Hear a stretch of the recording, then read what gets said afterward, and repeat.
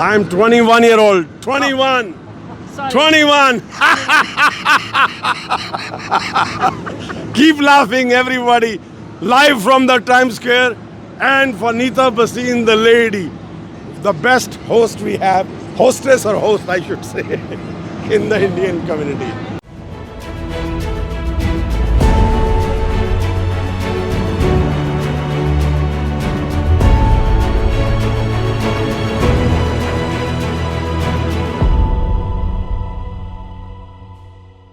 I'm on way to Times Square, and today we are celebrating International Yoga Day in Times Square, and Consulate of India, New York is also participating.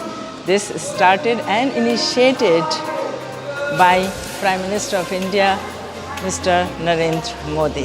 Happy International Yoga Day. I have reached Times Square and I see a lot of people are passing by who have done yoga. Yoga started, I think, around 6 o'clock in the morning. It usually starts from 42nd Street, Broadway, all the way to 46th Street.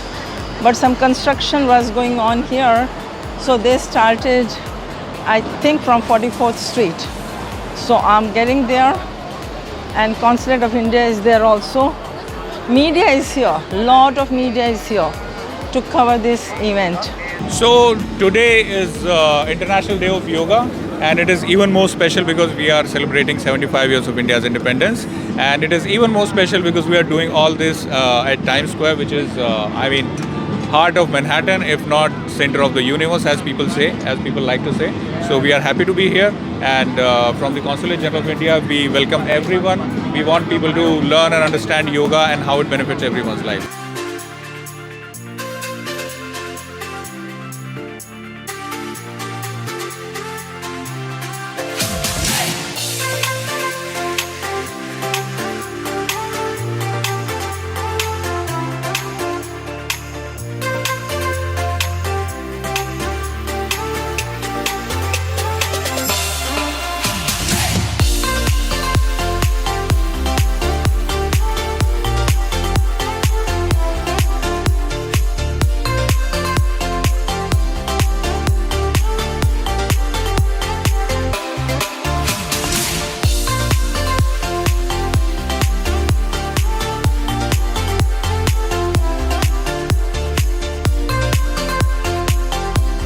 Yoga means to make perfect.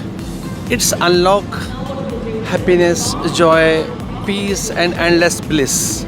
Yoga means union. It means journey towards divinity, journey towards liberation and salvation. Actually, we are seeking pleasure, joy, happiness. So where is peace? Peace is inside. So yoga, it gives us a sight to see, to look the ultimate bliss.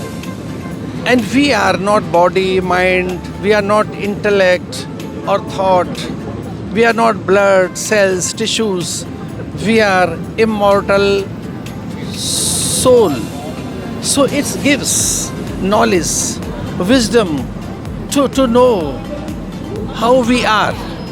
And we are absolute, infinite and immortal soul. It gives light, it gives joy. Actually, it gives wisdom.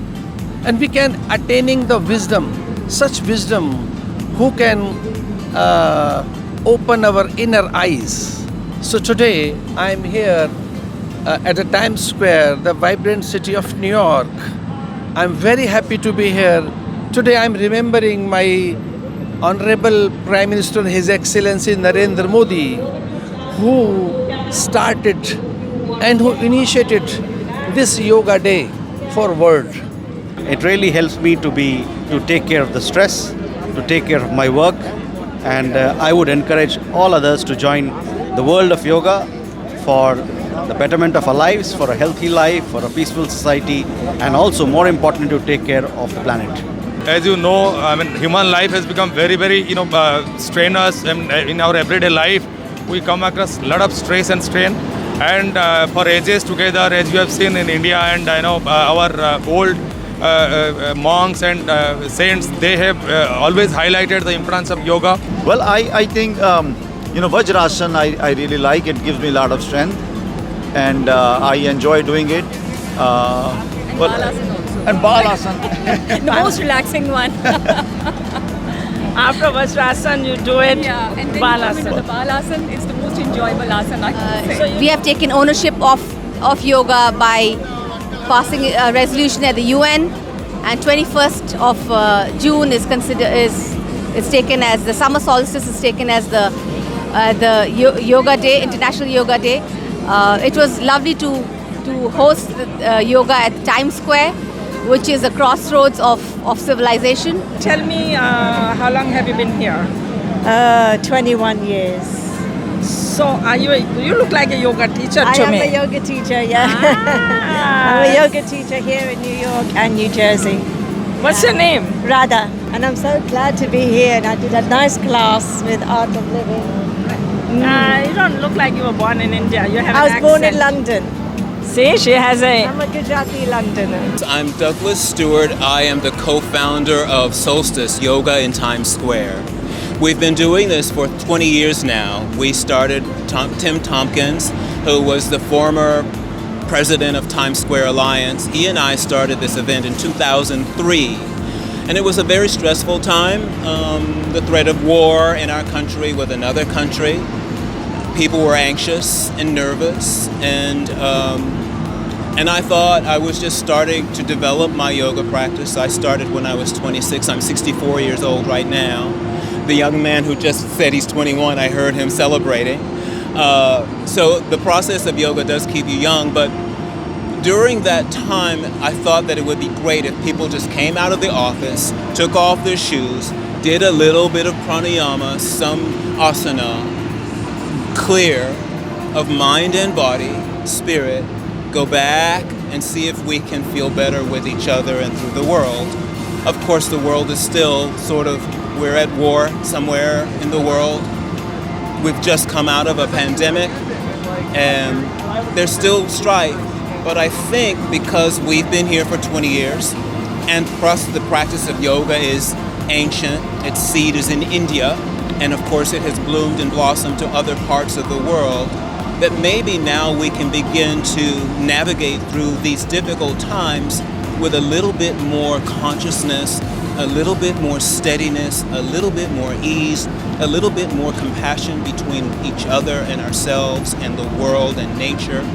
And maybe because we are accepting this ancient practice, we might be able to better ourselves as time goes on. I'm here with the president of Times Square Alliance, the man who is taking care of the entire Times Square. And Tom and his team always supports Diwali at Times Square. Tom, you are doing yoga here from last 20 years. I just spoke with the gentleman. He told me that he's associated with you 20 years back. Why did Times Square Alliance decide to do yoga at Times Square? So we exist to improve, promote Times Square, make it clean, friendly, and desirable for all. So the past president, Tim Tompkins, was a yoga student and a yoga teacher, and he thought that anyone could do yoga in a studio or in a park, but you really need to show a level of concentration to do yoga in the middle of Times Square. And he welcomed people to come to Times Square to practice yoga on the solstice, the longest day of the year.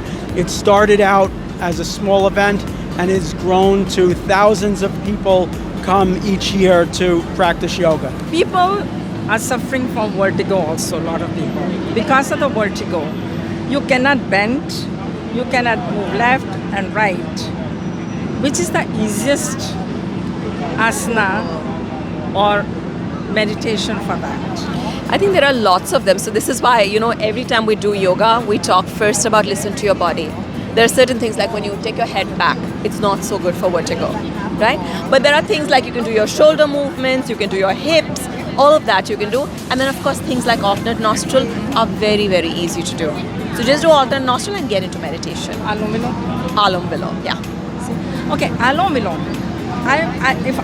I don't know much about it, but I was told people who are having low blood pressure, they should do it from one side to another. Who have high blood pressure, they should do the other from the other side.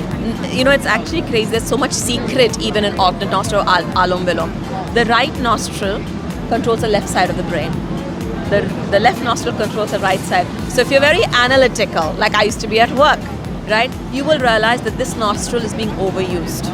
And the creative side comes down a little bit. So when you actually do alternate nostril, it balances both sides.